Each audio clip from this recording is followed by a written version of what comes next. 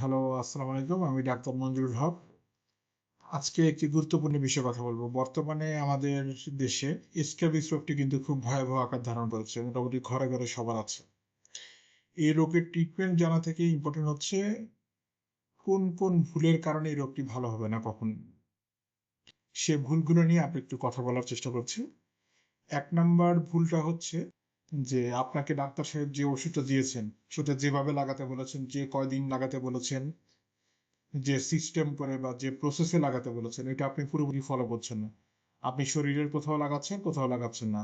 অর্থাৎ শরীরের কোথাও না কোথাও বাদ পড়ে যাচ্ছে। এভাবে লাগালে এই রোগটি ভালো হবে না। ২ নাম্বার কারণ হচ্ছে ওষুধটি হয়তো বা ডাক্তার সাহেব আপনাকে ভুলে বা না জেনে হোক, যেভাবেই হোক আপনাকে বলতে ভুলে গেছেন যে ওষুধটি শুধুমাত্র আপনি লাগালেই চলবে না, এগুলো পরিবারের সবাই লাগাতে হবে। অবশ্যই এটা পরিবারের সবাই লাগাতে হবে। এ রোগে কারো রোগটি থাকুক বা না থাকুক, পরিবারের সবাই যদি এই ওষুধগুলো যদি সম্পূর্ণভাবে ভালোভাবে ইউজ না করে, তাহলে আলটিমেটলি পরিবারের কারোই এই রোগটি ভালো হবে না এবং এটি বারবার হতেই থাকবে।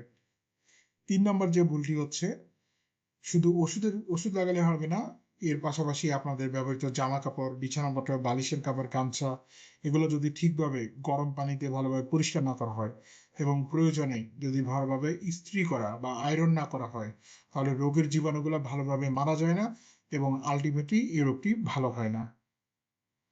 ৪ নম্বর রোগ ৪ নম্বর পয়েন্টটা হচ্ছে যে এই রোগ চলাকালীন কোনো বাসায় বেড়াতে না যাওয়া এবং আপনাদের বাসায় যাতে কোনো মেহমান না আসে। তা না হলে এই রোগটি এক ফ্যামিলি থেকে আরেক ফ্যামিলি রোগটি ছড়াতেই থাকে।